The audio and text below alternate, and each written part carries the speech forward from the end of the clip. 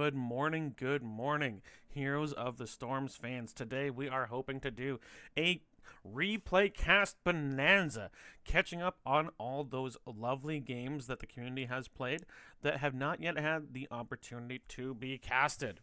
Our first series of the day is a Division B East matchup between Hotstads and Start Slow Then Taper Off. So, this is Season 19 of the Nexus Gaming Series. As you can see, Hotstads have banned Cursed Hollow and Tomb of the Spider Queen, whereas on the side of Start Slow Then Taper Off, they have banned Brax's Holdout and Infernal Shrines. Map number 1 will be on Battlefield of Eternity. Always an exciting map. Lots of action. And we are seeing a tech now that we didn't see as frequently back in the day, where often an auto attacker from one of the teams will rotate towards the top in a hidden way and attempt to take the top camp. And other teams have started to notice this, and what they'll do is if they no longer see the opposing auto attacker on the side, they'll immediately rotate to the bottom siege camp. So both will be taken care of quickly. Because this is a replay cast, there won't be a draft section, but we'll do a very quick draft analysis when we pop in, and then we will see what these teams have to offer. So let's pop into game number 1 between Hotstads and Start Slow Then Taper Off. So on the left in the blue, we do have the team Hotstads. Pardon me. I just had breakfast, so I still have a little bit of throat, so please bear with me. We have Hotstads. They've drafted Raynor, ETC, Kael'thas, Uther, and Blaze. To me, outside of Kael'thas, this team says hard to kill. Really good healing from the Uther, and since people often pick auto attackers on this map, the armor given by the Uther heals will be helpful to his teammates.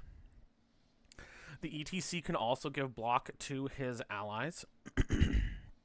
And they do have the opportunity for some wombo here. You could go Divine Storm into Mosh if that's your druthers. Now, they don't have the best follow-up to that, but a Phoenix in that mess can do lots of damage, and Kael'thas is known for his burst. And Bunker can help prevent your opposing team's burst. So, lots of great tools on the side of Hotstads on this map. On the other side, and Raynor, of course, is always a great racer on this map. We expect him to take the Exterminator talent at 1. To do more damage against minions and basically PvE things. On the far side, on the red side, we do have Start Slow Then Taper Off. We've got Thrall, Vala, Muradin, Rhaegar, and Gul'dan. This is a team built to race. Now, their team fight is absolutely no slouch, and Thrall, when played well, I feel like Thrall has a bit more sustain and damage in the lane than Blaze does, but a really well played Blaze can always deal with it. But Thrall, Vala, Gul'dan give you very, very good race, and they're not bad at damage. However, again, I do think the armor from Uther and potentially block stacks, if he picks it from ETC, could make the early fight slower and weaker for Start Slow Then Taper Off, so they'll have to be careful to let these fights go a little bit longer, and for that reason, I wonder if we don't see Earthquake from Thrall. But overall, a strong team. It's got plenty of good engage tools with the Horrify, potentially with Haymaker and Earthquake or Sundering, both meant to help you get a fight on your terms. So both these teams have, excuse me again, really good teams. I think the race favors Start Slow Then Taper Off, whereas we see just a lot of balance and a lot of disruption. So good team fight tools on the side of Hotstads. But without further ado, let's get into this game, introduce our teams, and see what they give us. In the blue, representing the high heavens, and working with the Angel Lieutenant Ilarion, we do have Hotstads. User error is on the Space Uther. We've got Cuball162 on Kael'thas. King is on the ETC. Kakarot is playing Raynor, and Godly Noob is playing the Blaze. In the red, representing the Burning Hells and working with the Demon Lieutenant Belith, we have Zero Day Attack on Thrall, Shadow Droid on Rhaegar, Honey Badger is playing the Muradin, Arlu is on Vala, and we've got Xenochrist on Gul'dan. Looking at the level 1s, we do have the Exterminator for Raynor. Not unusual, and it also helps siege by getting friendly mercenaries and minions able to do things. So they've split this into a 2v3. Some really good lockdown there, putting a ton of damage onto the Rhaegar and the Muradin there. And punished for trying to get damage out there. Now, Arlu is putting a lot of autos into this ETC, but they did not go Creed of the Hunter. We have Prog Rock, so it will not be the block stacks from King. He is going with the ability to heal nearby heroes. When that's finished, we have Mana Addict for Kael'thas, Wave of Light, so the W build from Uther, and Neural Stim Pack, so mana and basic abilities for... Oh, another great orb into Gravity Lapse, and Cue Ball is landing these left and right. Well done by Cue Ball's Kael'thas. It is still a 2v3, and in the top, they managed to hunt down and kill the Thrall, which means they're going to get a lot of free damage onto this. Godly Noob is going to hop onto this top camp, and Kakarot will join him while the wave crashes, and there is no one soaking at the moment. This should give them a good chunk of experience lead. On the right side, we do have the Rolling Thunder. This is normal for Thrall in the offlane, gives him really good sustain and some percent health damage, which is good if you were just facing Blaze. And on two-lane maps, we're seeing more of this 2v3 or 2-3 splits. Where you have someone who can clear wave easily, and you just kind of survive the first bit of laning phase until the first objective, and then you have two people in the other lane to bully an offlaner. And Thrall, his wave clear isn't good enough to deal with being bullied, or at least his ranged wave clear. He has to step up to do it, and right now, that sounded like he was going for a jet propulsion that just didn't go off. They can protect this camp, and it's going to do fort damage, but in the bottom, that does mean... Now, Rhaegar is completely out of mana. He has to back, which means their ability to defend these is going to be much more poor than what Zero Day can do to defend these in the top. We do have the Hungering Arrow, Puncturing Arrow build from Vala. We have Dwarf Block, which is a Dwarf Toss giving block stacks. We also have Colossal Totem for the E build from Rhaegar, and Echoed Corruption, which so far has 0 stacks on the Gul'dan. Now, the Orcs have come together top to help with clear. And the last orc is actually starting the camp. While no one from Hotstats has yet rotated to theirs, and it's well into the time where they should be doing that. They're looking to get the kill on Muradin, and the Living Bomb will poke him down a bit more. But for now, Honey Badger and Arlu are able to rotate away safely. Kakarot and Godly Noob going for this camp. This Immortals will be spawning in about 10 seconds, as both teams will look to have their camps pressuring the lanes while they're fighting over these Immortals.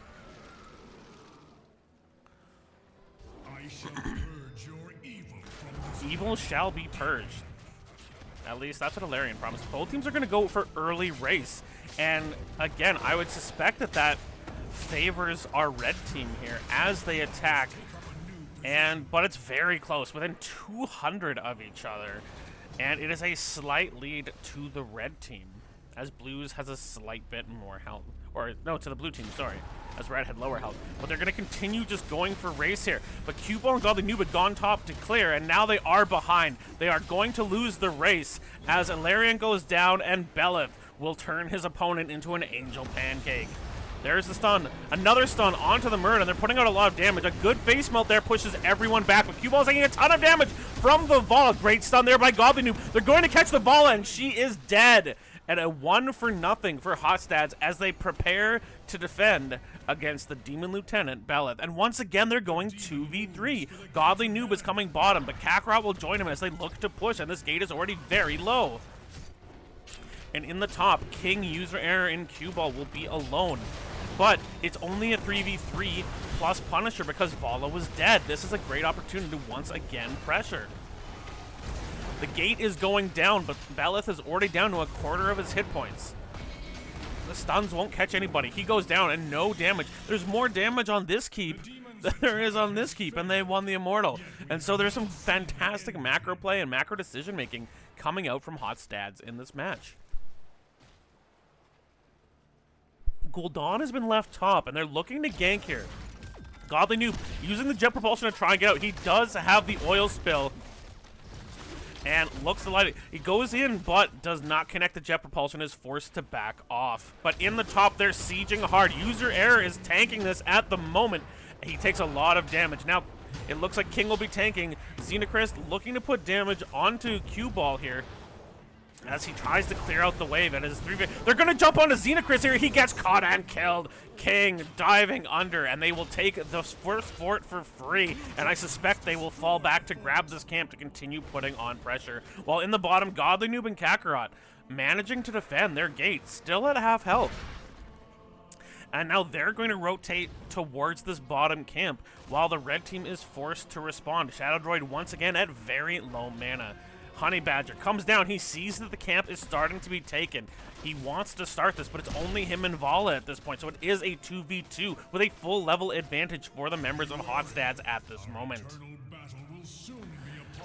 Thrall is top. He will be clearing this Khazra camp, but the rest of the team is rotating down. It will be captured. No, not quite. Yes, it is captured by Start Slow, then Taper Off, but Godly Noob is coming in. A big stun there from Honey Badger. He manages to stun the healer, though. So low on Xenocris there, and they did grab the camp. Nobody goes down as of yet, and Vala gets a few more Hungering Arrow stacks. So despite the fast rotation, just very good timing there from Start Slow, then Taper Off, allowing them to steal away that camp despite them having a bit of a disadvantage. Mana Addict does finish for Kael'thas, allowing him to have a shield as they are cleanly winning this race, and we're going to see Hotstads try to defend during the halftime show. Uther almost finished as well, as is ETC. They've got to go in. Defending means they have to attack now. Only 12 stacks of the Echoed Corruption so far for Xenocris, but it looks like they've jumped onto Blaze. Godly Noob is all alone in the top. He is stunned. They ping onto the Murda, not able to do anything to him, but they're also, their team is split right now. Godly Noob is all alone. There comes the oil spill from Godly Noob, forced to back away as Kakarot is now racing. But Godly Noob is very low. Again, this team is quite split at the moment. They're going to just attack the Immortal while trying to put pressure. There's the push. Arlu gets caught by the stun from Valerian. He's going down so fast. There's a big heal there, but it's not enough. Kael'thas kills Arlu, but in return, Zero Day Attack manages to kill the Kael'thas. So it's a 1-for-1, and the race is once again looking like it will go into the favor, yes, of Start Slow, then Taper Off, although 10s are about to come online for the members of Hotstads. And here they come. We've got Bunker for Blaze, Divine Shield from the Uther, and Hyperion from Raynor. I suspect we will see Mosh as opposed to Stage Dive from the CTC, as now Belith, once again, with only about 15% shield, will come bottom and start smashing the high heavens. So we see Phoenix and Mosh Pit. So I thought we might see the Divine Storm for the Mosh Pit setup, but this team is confident King can do it on his own. In fact, they can get the Holy Mosh Pit. The Divine Mosh Pit. With the Divine Shield onto the ETC, Mosh Pit is uninterruptible. The fort will only take about a quarter of its health in damage. The demon is pushed back, the wave is cleared, and Thrall is stuck clearing a huge wave in the top lane as Blaze is pinging that he wants to come down. They're baiting them into an engage here. Shadow Droid is alone, and they're engaging onto it. There comes the Horrify. It knocks back two, but Shadow Droid is incredibly low. Forced to use Ancestral Healing as 10s have come online for Start Slow and Taper Off as well. They're jumping onto the healer. They want to kill Rhaegar, and he is killed. For the Horde.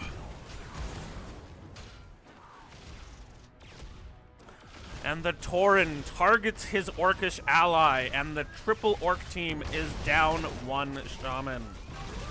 So our 10s from Start Slow and Taper Off, we've got Sundering, Reign of Vengeance, Avatar, Ancestral Healing, and Horrify. And we've seen most of these already. Xenocris gets incredibly low. It forced to back off as this fort is now at about 40% health.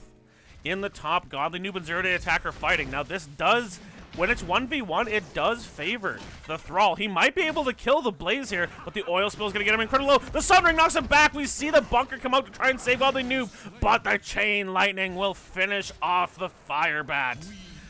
Kakarot manages to capture this bottom camp just in time. And now ETC and Uther are finished with their quests. 32 only so far on the Gul'dan, and only 27 for the Vala. So not terrible, but not as high as they'd like to be, but they have managed to catch up in experience here with that kill on Blaze. It looks like Red Team has decided to go to the bottom. And they've now got this fort down to about 10%, as once again the race is on and Vala has begun immediately. Godly Noob looking to see if he can disrupt, as his team is looking at racing as well. But once again, this is going to be a halftime show defense for the members of Hotstats. But they're winning this game in buildings despite losing both Immortals so far. And this time the defense will be easier to do, as Gul'dan is forced to go back to prevent this. It doesn't matter. It doesn't matter. The camp takes the fort anyway. That's 2 forts with no Immortals, as they've done fantastic work with macro pressure. And now these Immortals are very, very close. The engage comes in. There is the stun. Godly Noob forced to use his, he was cleansed and forced to use Pyromania as well. He's isolated, forced to use the bunker. Q-Ball is knocked back. Out comes the Ancestral Healing onto Arlu. In the bottom, the Muradin is taking a lot of damage. The stuns come out. Zero Day attack is incredibly low. Godly Noob will stun Arlu. Knocked back by the face ball, but now King is getting incredibly low as well. Arlu's all by themselves. They do manage to keep Godly Noob alive with the Divine Shield, but it's now not available for the sun. Q-Ball managed to get out just on. King is incredibly low. Godly Noob is incredibly low. We see the finish of the corruption stacks, but Kakarot was focusing on the demon the entire time, and this time it will be Ilarion smashing the demon as it prepares to crash towards the Burning Hells in the bottom lane. And in the meantime, a huge wave has stacked up top. Rhaegar was dealing with it, and now Thrall has to clear this away so they don't lose the gate in the bottom and the gate in the top. Sarsul Sephiroth is positioning for the defense here. Now, this Immortal does not jump like a Punisher does. It uses ranged attack while it has shield, and then melee attacks when the shield is gone. So, this defense is going to be incredibly important for the members of Start Slow Then Taper Off. Losing a keep pre-16 means constant pressure goes against you. And we've already seen that Hotstats knows how to use macro pressure to force hard decisions from their opponents. The Horrify comes out and does hit 2. Uther and ETC knocked in the team. Out will come the bunker. User error is incredibly low. He doesn't have the Divine Shield, and Uther will die. Now, he can still heal his allies while he's here. The Phoenix is out, and during this time, Ilarion manages to destroy that keep. The rest of the team will back away. They got what they wanted, and at the cost of only one middle-aged dad. Thus ends my assault on hell. So, Ilarion does get cleared away. Are they going to try and rotate to stop this camp take? It won't matter. It's already taken. In the top, Blaze pushes this out. Will he go for the top siege camp? It looks like he will. Zero Day attack forced to once again deal with a large wave here. But in the bottom, it looks like they want to take a fort in return. King is here. Huge face melt knocks Honey Badger, and the Mosh catches 2, but a great stun there from the Rain of Vengeance on Vol. They do kill it, and now Q-Ball is incredibly low. The Corruption comes out, forced to pop his Arcane Shield. They kill King. Good gravity lapse there means that Q-Ball stays alive. They're trying to put a return damage. Great work by Kakarot, blows away the Vala. A good turn there, turning a bad advantage over. And Godly Noob is coming in now. They're trying to find a great Storm Belt there. Bolt from Honey Badger means the Jet Propulsion it doesn't matter. Xenochrist is caught and murderized. Kale Thos. Again, 2 Horde members in the ETC and the Kale Thos killing their Orcish companions. And there is something going on in the Horde because they do not like each other. Zero Day attack backing. They're worried they're going to get sieged as they're down 16 to 15, but it looks like Hotstats is only interested in stealing their Bruiser camp and then coming back to their own Bruiser camp, as Immortals will be spawning in about 20 seconds. And Muradin is alone down here to clear this out as Gul'dan is respawning. And Start Slow and Taper Off. Again, they don't have 16 and they're down a member. They're being very careful not to get caught out of their base. We'll see Hotstats take their Bruiser camp here. Immortal spawning in 5. And again, we've got catapults with every wave coming in. If they can just delay this, they're going to go for Race first. They go immediately onto Belith. Honey Badger looking to defend. 16s have just come online, and Manticore is here for Vala, making her much more dangerous to the tank. They're going to jump on a Godly Noob. They want to try and kill the Blaze here, but he has Bunker. And there's the stun. And Zero Day attack is knocked back. A good Horrified there. Incredibly low is the Kael'thas. The Divine Shield and his own shield come out at the same time.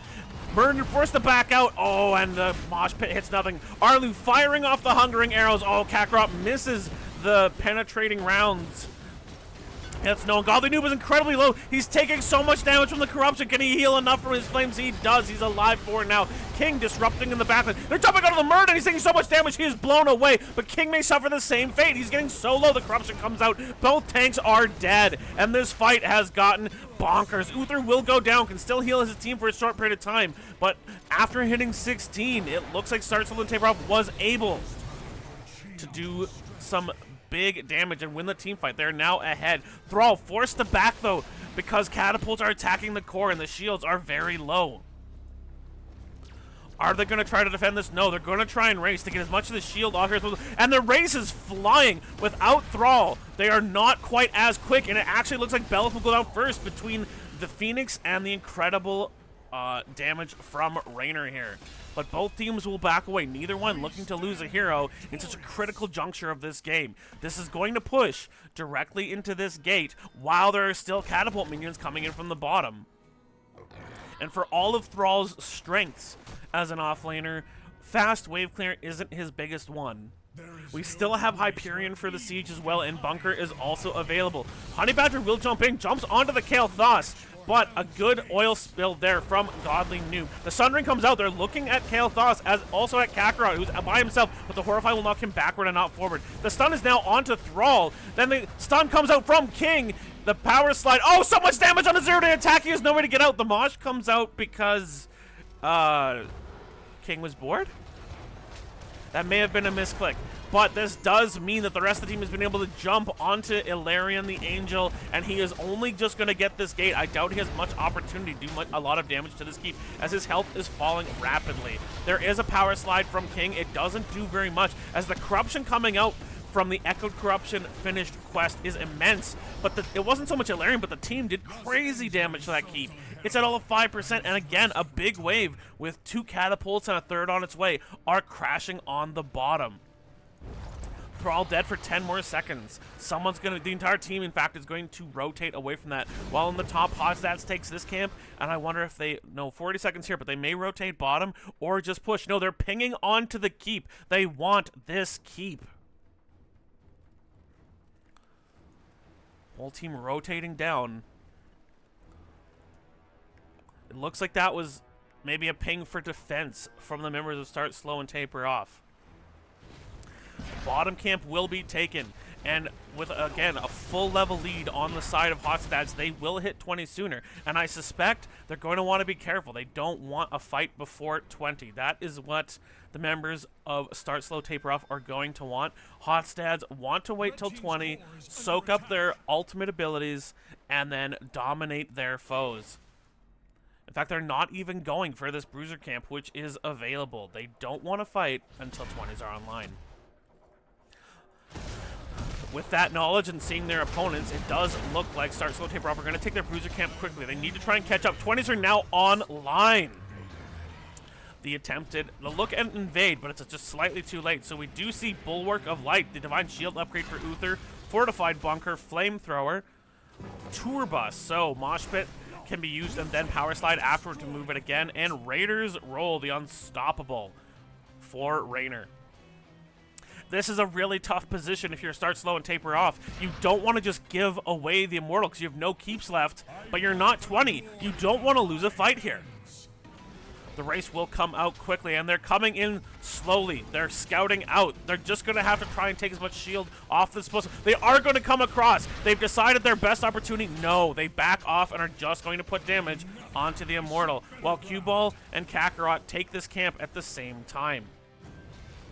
Once again, this will give them lane pressure, but it will take a while for it to get all the way towards the core. The defense is coming out. 20's still not here. Bunker is dropped. Here comes the Sundering. They're putting a ton of damage, but a good Divine Shield by user error will keep the team alive for now. Out comes the Horrify. A ton of damage is going down, and it looks like Cue Ball will go down. He dies. ETC will go down as well. There goes Blaze, and this 20s have come online, but they don't even have them picked yet. They win this fight huge. That is 4 for nothing. A tremendous fight with some fantastic ability.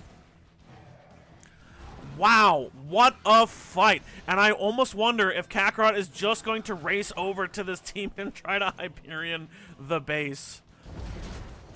But this time, the first time in, I think, 2 Immortals, it will go over to start slow then taper off, and it is now incumbent on Hotstads to defend this, while Thrall is sent back to deal with the catapults and this grumpy goat man and his little buddies. Belith going top, but the other members of Start Slow and Taper Off going bottom, because the Belith will still have to come through a fort here. 0-day attack. You can't spamming Thrall for being dead. Yeah, that guy's a schlub. Just between you and me, 0-day attack, I think 0-day attack needs to get his crap together. Now, the members will be back in time for defense. Keep is going down. Avatar pop to make sure it's safe, and they will back away. Meanwhile, in the top, Belith has finally lost his shield and will take out this fort.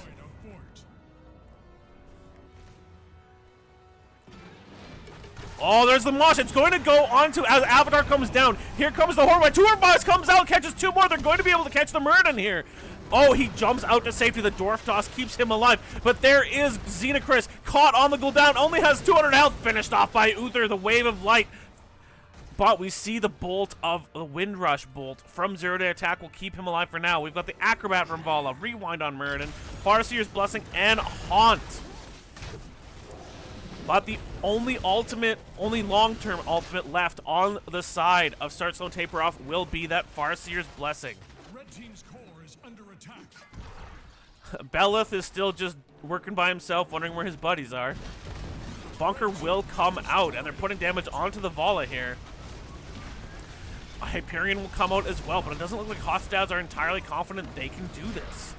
Belith will die to the core, but Hotstads forced to back off as this...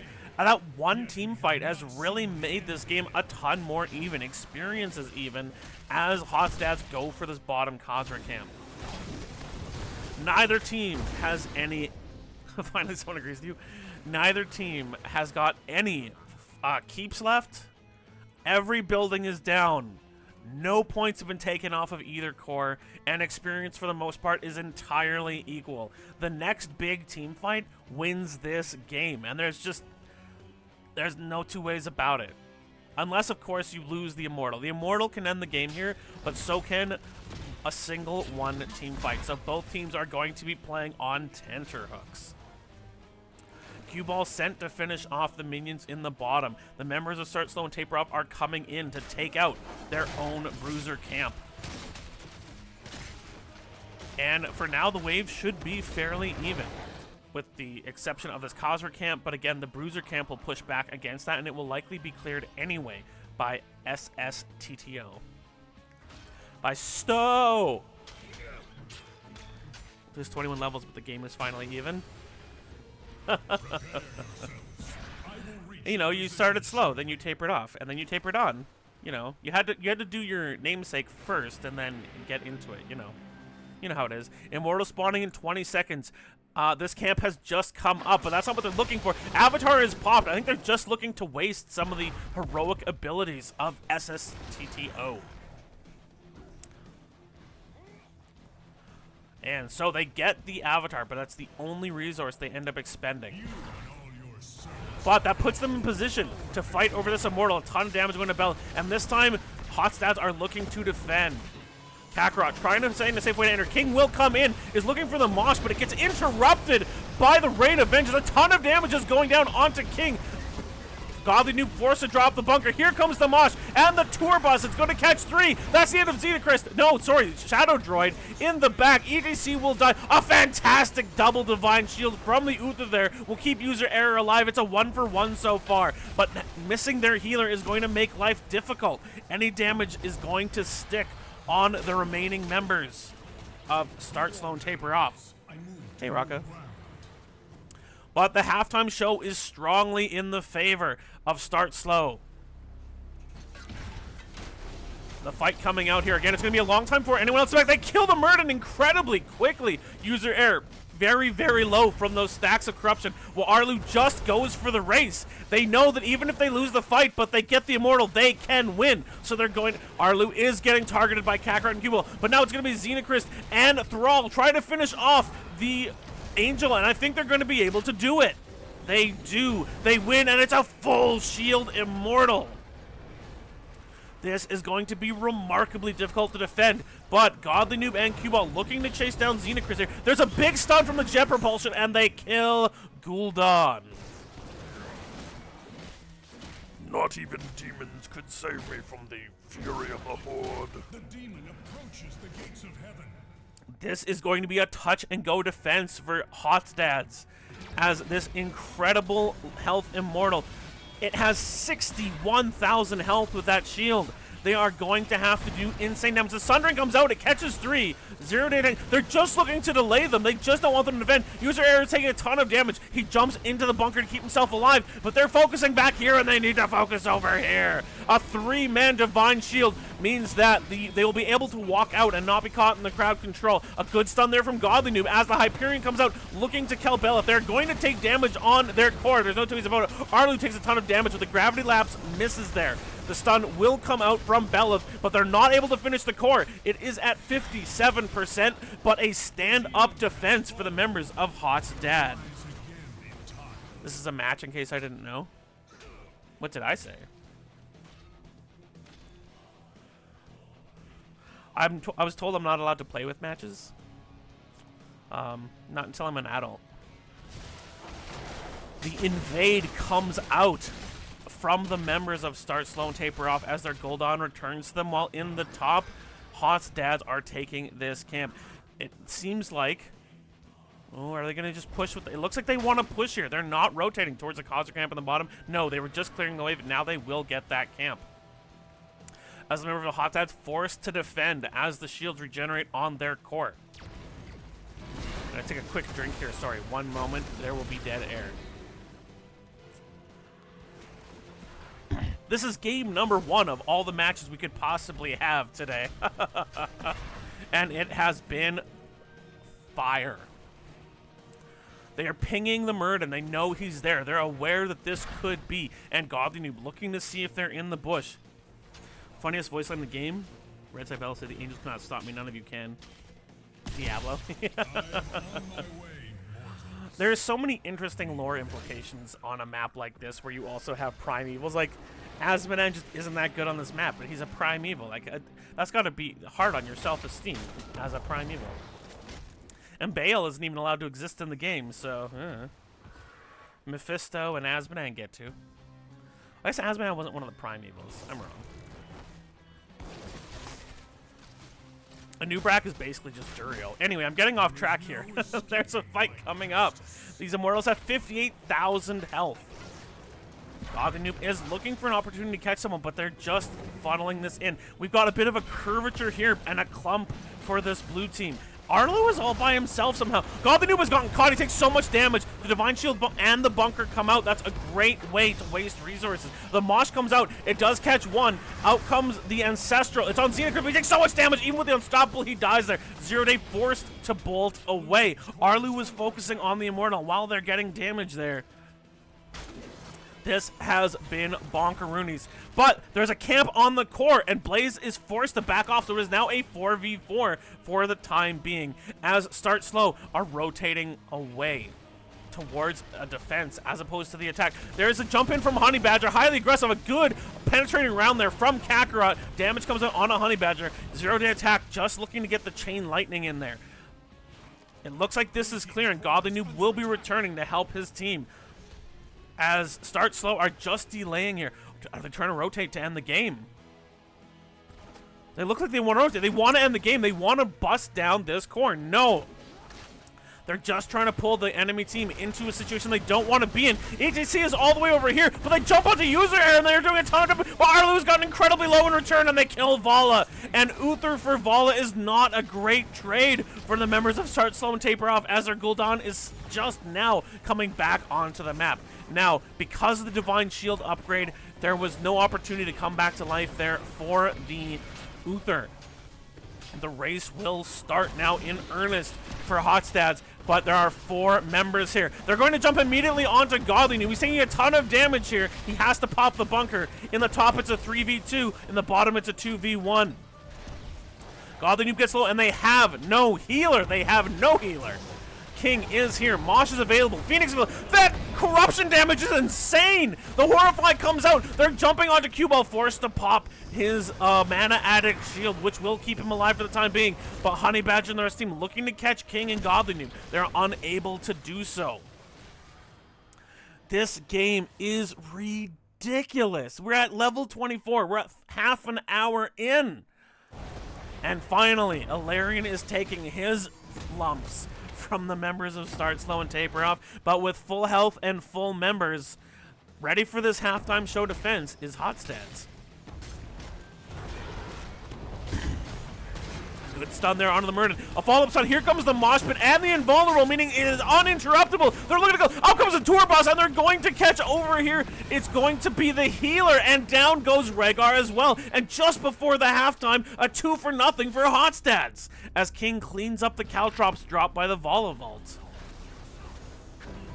Arlu rotating around, seeing if there's an opportunity to get value. In the bottom, Xenochrist racing on this Immortal as Zero Day Attack rotates to be with the Vala, who looks like they're rotating toward Core. This is going down quickly. User Error King looking to race this, but they're going to have to defend. Vala can do a ton of damage with this Hungering Arrow at 52 stacks, but oh, the stun is stopped just in time by the Rain of Vengeance. But Godly Noob taking a ton of damage. Arlu stutter stepping his life away, but that is the end of Vala. Out comes the Virum Xenochrist, but the power slide means he will be caught. That was a bit of a desperate play, and the desperate play led to a desperate result. Another 2-4-0 as they're looking to finish this Immortal. Thrall hasn't decided if he's going to back to defend or try to run in. No, he's going to back to defend because there are catapults coming towards the Core. What an incredible series of fights from these teams. They tried to catch this camp in time, unable to. And with a Demon Pancake, Hotstads are gearing up to end this game.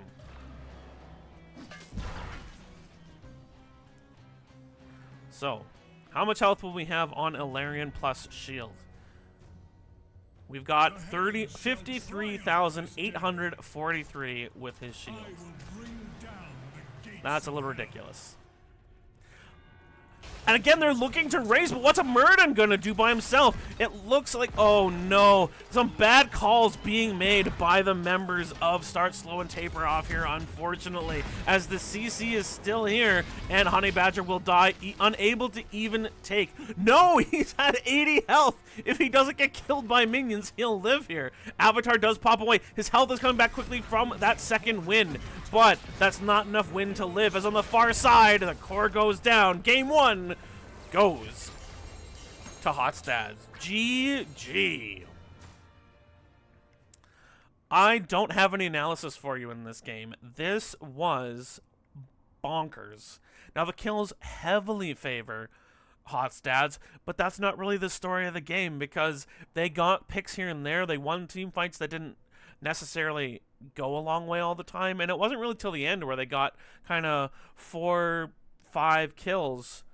This would have been like 17-12 before some of the final run-ins to Core by the members of Start Slow and Taper Off. So closer than it looks here.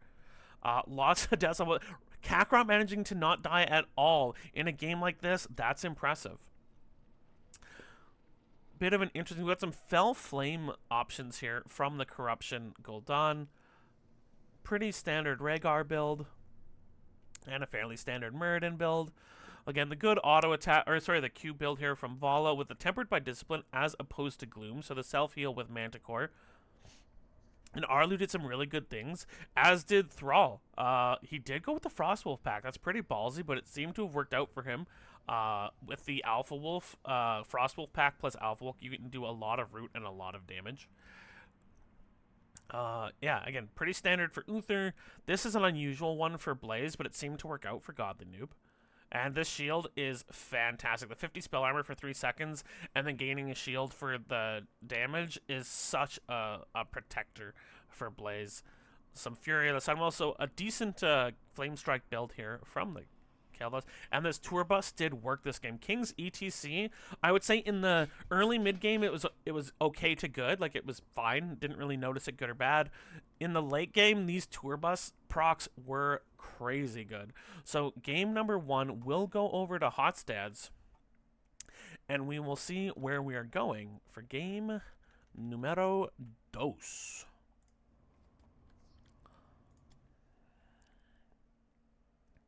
And just very well played from both teams. And this makes me excited for this set. Because when two games are that close, you get that feeling it's going to be awesome the rest of the way. Whether 2 games or 3, this is going to be really, really cool.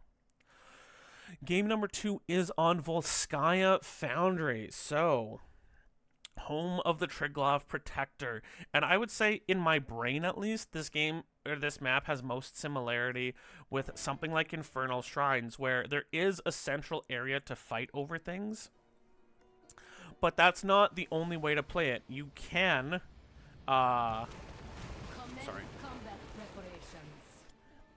you can play it very aggressively in team fights. You can use more macro abilities. Samuro can be strong on this map. Globals can be strong on this map. But a lot of teams just like to kind of duke it out, you know, fight it out. And like Hotstats did last game, getting themselves the lead by taking towers. You can ignore the Triglav Protector for a good half of the game before it really becomes super dangerous. And if that's the way you want to go, sometimes teams will pick something like a Sylvanas or a Raynor that just lets you push and get damage that way. So a lot of great options. But let's see what these teams decide they're going to do in game number 2 between Hotstads and Start Slow, then Taper Off.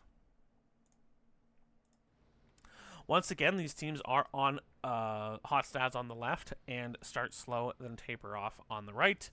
The blue team has drafted Maiev, Yrel, Orphea, Anduin, and Murden. That is a ton of zone control. Yrel with knockbacks, with jumps, making people not want to be in her immediate area. Maiev also want to pull people around in an area. Now, Yrel and Maiev can have some lack of synergy, so you need good communication between those players.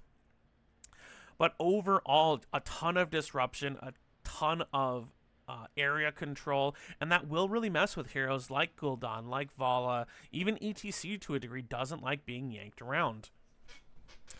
And overall, I would say this is a group that wants to get to the point first and mess people around.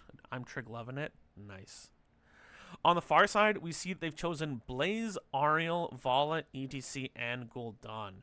Now, with Ariel, there are 2 main things to remember for her weaknesses. She does not have a cleanse, and both of her ultimates, if it's in an unsafe area, it sets up the target of it to be CC'd the moment they come back by the opposing team. And because she doesn't have a cleanse, she can't cleanse them when they come out, meaning she could resurrect or protect somebody only to have them killed the moment it comes out. So your team really needs to deal with the threats while that Crystal Aegis is up. Otherwise, this is a team that does good damage on a point but doesn't have quite as much control. Of course, Mosh can help, and Bunker plus Jet Propulsion can help, but I would say in terms of zone control, we're seeing a lot more from Hotstads. In terms of just straight up damage output and maybe safe ranged damage output, we're probably seeing a little bit more on the side of Start Slow than Taper Off. So let's see what both these teams have to give us and pop into game number 2 of this NGS season in Division B East between Hotstads and Start Slow than Taper Off. So we see User Error is playing the Anduin, King is on Muradin, Kakarot has the Maiev, Q-Ball is on Orphea, and Godly Noob is a space goat riding a shark. On the right, representing Start Slow, then Taper Off, we do have Blaze with the Cleanse talent. That makes sense. We have Ariel, played by Shadow Droid. 0-Day Attack is on the Blaze. Xenochrist is once again on Gul'dan, just like Arlu has reprised his role on Vala, but Honey Badger has stolen over the ETC. Let's get game 2 going. So we do have new habits for Blaze, getting his own unstoppable when he uses his Pyromania trait.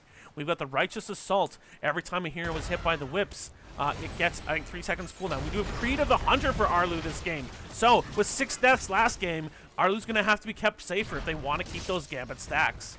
We got Prog Rock from the ETC, which we saw last time, and once again, Echoed Corruption for Xenochrist. We have Pursuit of Vengeance for the Maiev, and if you're like me and don't know her that well, each hero tethered by Umbral gives Spirit of Vengeance, her E, a 2.5 second cooldown, and each hero hit by the E reduces the Umbral Bind or her W cooldown by 1 second. We've got Dauntless, which gives Yrel physical armor in the offlane. Ancestral Strength, so a bit of a trait build here for the Orphea. This can lead to what they call more of the hyper carry build on Orphea here. Even-handed Blesses from Anduin, and Third Wind from Murden.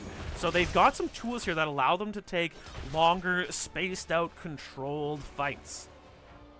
With the Third Wind, with the Even-handed Blessing, even with how Maiev likes to kind of hit, run, leave, come back, hit, run, leave, come back. So,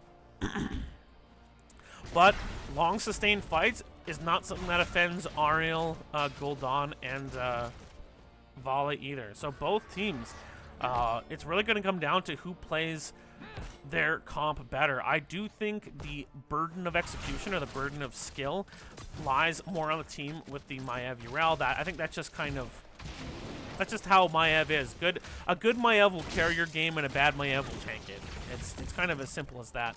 I don't have my resident Maiev expert Infinity Meme here to tell me if this is a comp you would pick Maiev into. But maybe, I think Sai in the chat, maybe he can tell us. But both teams are actually playing it very patiently this time. And for this series, at least, start slow and taper off. Do not want to fall behind early. Last game, it took some really big late-game fights for them to get back in it. And their life in this set is on the line. They can't afford to lose another game. So they're playing it smart, they're playing it patiently, and they're trying to make sure they don't give up the macro advantages they gave up early last game. Godly Noob knocked off his mount by 0-day attack at level 7. That won't matter if Godly Noob goes with the insta-mount ability. Both teams going for their turn. Now the top will be cleared, and it looks like, yes, they're going to capture it. They'd already killed it. Now they're capturing it to make it something that has to be answered while the control point is up. And because of the characters and abilities they have prioritized this. They do get 0-day attack on this Blaze. He's taking a ton of damage, and knockback there by Honey Badger's face melt, but a ton of damage on a 0-day attack. He is sustaining through some of it, but no, he will go down. And the Fire Bat is dead as the Muradin spray goes down. They're going to go back to pushing out lanes. Yrel has gone bottom. Their 4-man has gone mid. They're looking to put damage on Honey Badger. A great chastise by user error, but good healing from Ariel means for now the cow will remain unground beef.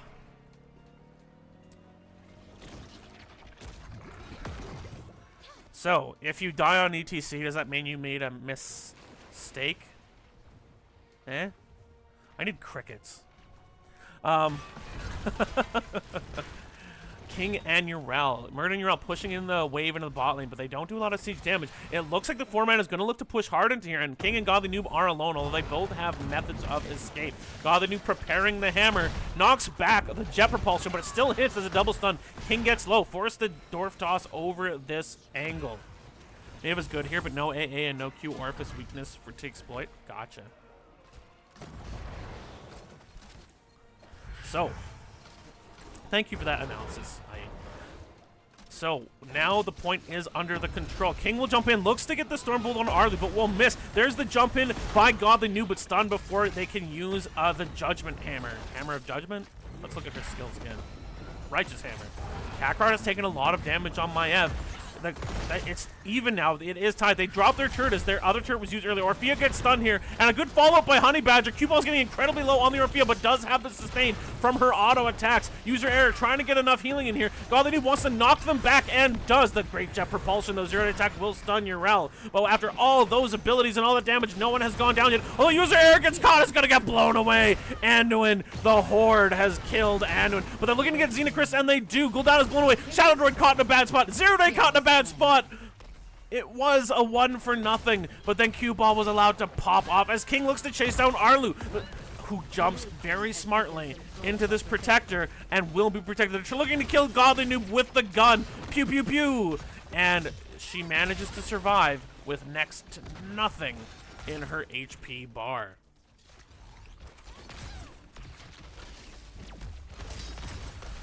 They are going to put a lot of damage, and it's not going to get a lot of value here. It's mostly just stalling for teammates to return to life. Although with that, there is about a half-level lead toward 10s for the members of Hot Stats. Xenochrist only has 14 stacks, but So far, Arlu's done okay with the Creed of the Hunter, already being up to 71, meaning they have their first stack of bonus damage on their, what's it called? Hatred, on their Hatred stack. In the top, Arlu is now switched out for Ariel in the Protector, but it's going to blow up in 1 second. There it is. Now, we'll make adjustments accordingly. We will make adjustments accordingly. Thank you for letting me know that. That's not Zarya, but I'm not sure who that is. We'll call her General Triglavia. Why did my cursor turn into this? Oh. I must have pressed G by accident. Anyways. Hostad's going for their turret. For the moment, the 4-man... What in the world? Stop.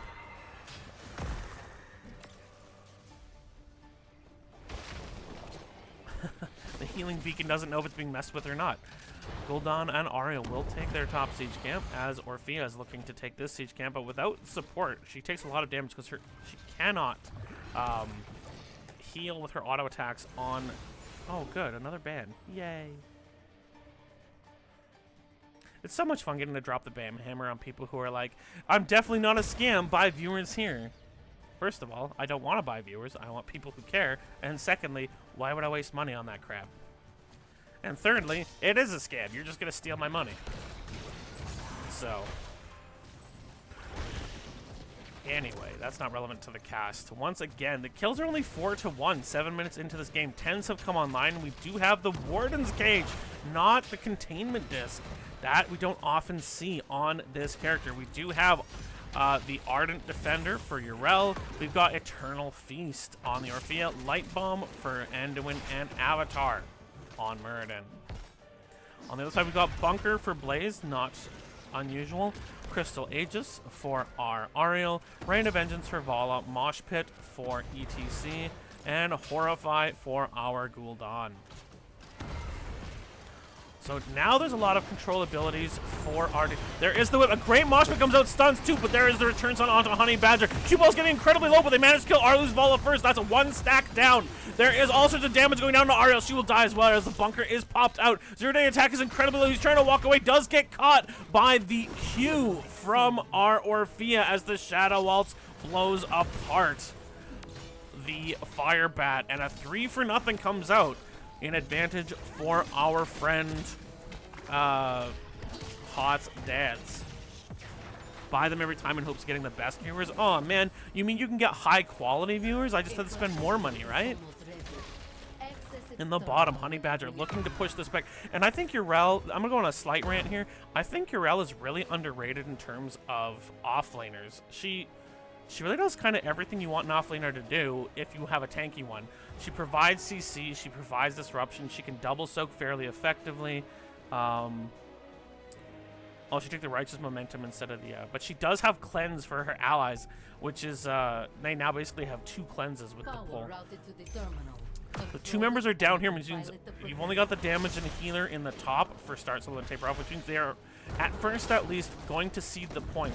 While it looked like Yrel was considering finding ways to delay Blaze from making back in the fight as Zero Day clears away this middle wave, and Godly Noob will respond in the bottom.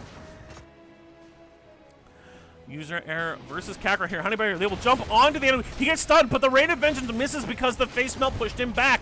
There is the grab onto ETC. King jumping on the back. There's still a 5v4. Yrel is in the mid. User error barely survives. Hardly keeps himself up there. Xenochrist is getting low as a zero-day attack, but he pops the Pyromania to make himself unstoppable with his finished 2 habits.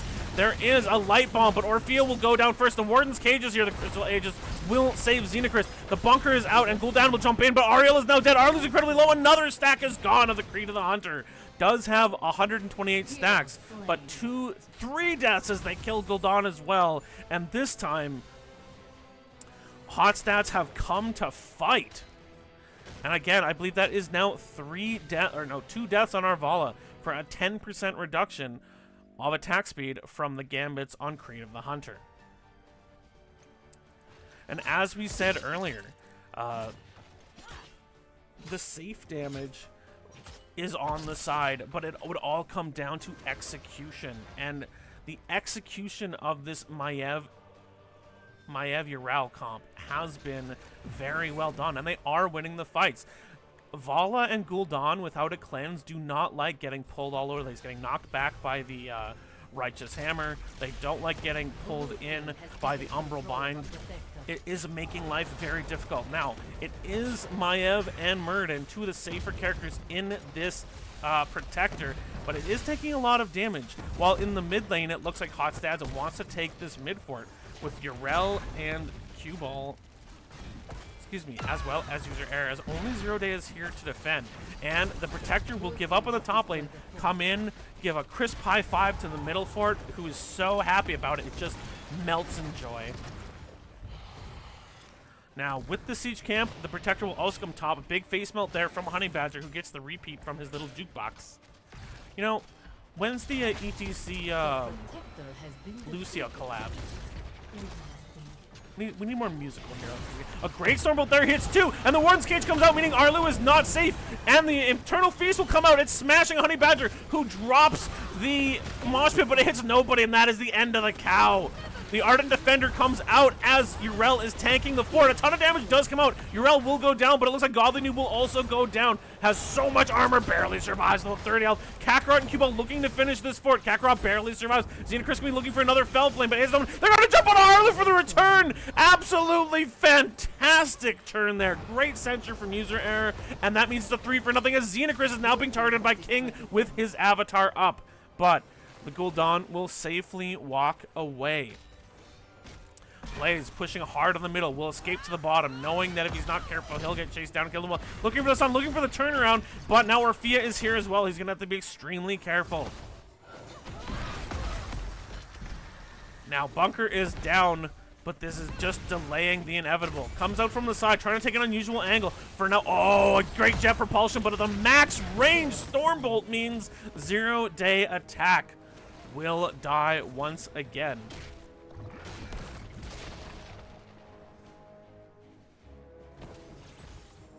He's keeping pace. He just doesn't want his Oriole to feel bad. That's a true teammate there. When your Oriole has died 4 times and they're starting to get tilty, you die 4 times as well, and you go, hey, could happen to anybody. Could happen to anybody. 0 Day attack, #1 teammate, guys. You learn that here first. So with 2 forts down, there is going to be macro pressure from these waves. And it does look like the members of Start Slow and Taper Off at the moment are playing extremely careful. They do have 16s, but they're 3 levels behind. A great catch there onto the Yrel, and her Ardent Defender's on such a low cooldown that she did not have it. Stepped a bit too far forward, flew too close to the sun, and that Space Goat is eating trash cans at the Hall of Storms. Not trash cans. Soup cans. I don't. Whatever. Siege Camp is collected by Start Slow and Taper Off, while both of these turret camps will be taken for the members of Hotstads, who are closing in on level 20. They have a full 2-level lead, although the Yrel kill did bump up the experience for the members of Start Slow and Taper Off. We'll have to be very careful. They may have to give over the bottom Protector, the bright side being they still have a fort in that bottom lane, which will give them a little extra time.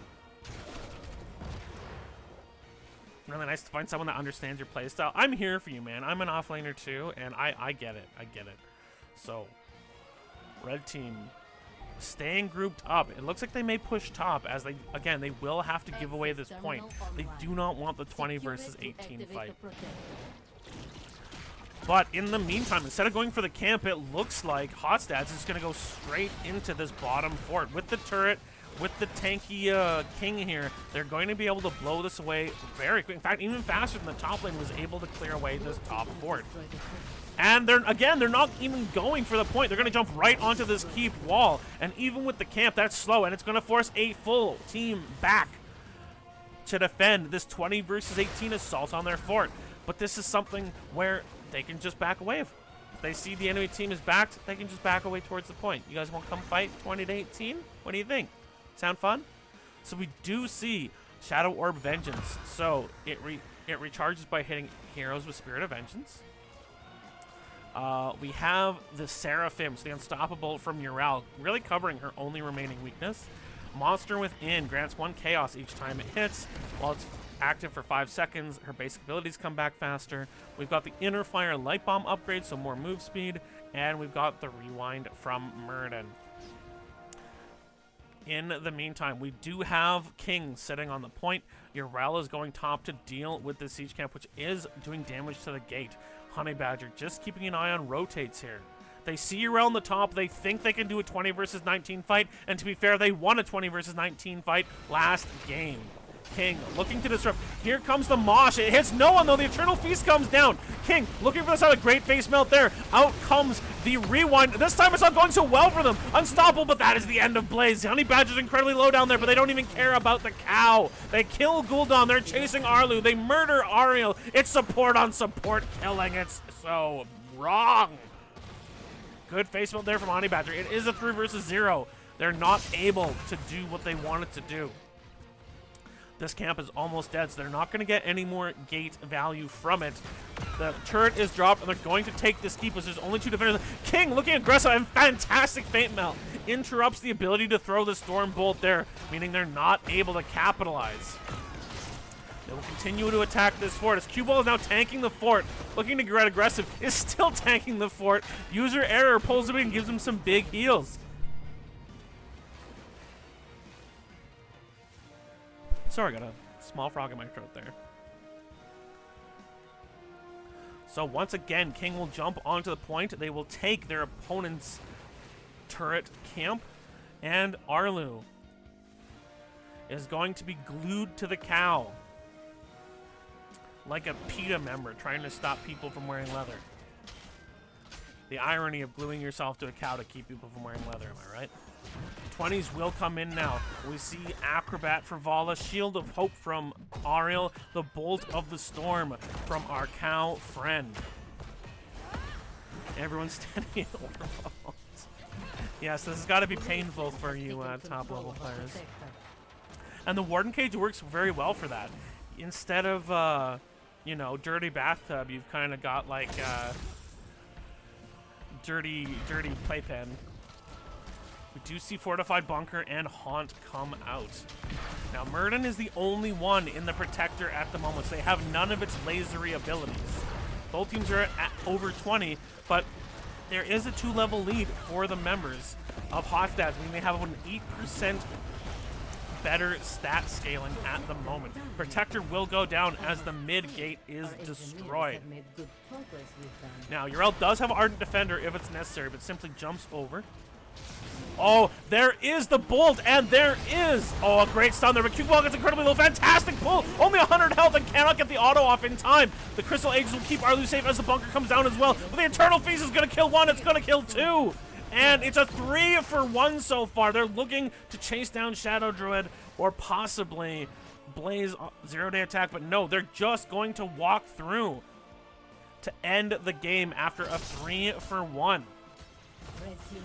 And, I mean, what does Orphea do to the ult? Nothing. Or to the core, I mean, not a darn thing. There's the stun onto Urel. It is a 4v2 defense, but you do have the disabling abilities of the core here as Hot Stats looks to end. It is a desperate defense. 30 seconds before they get any teammates back here as Murden is pushed away.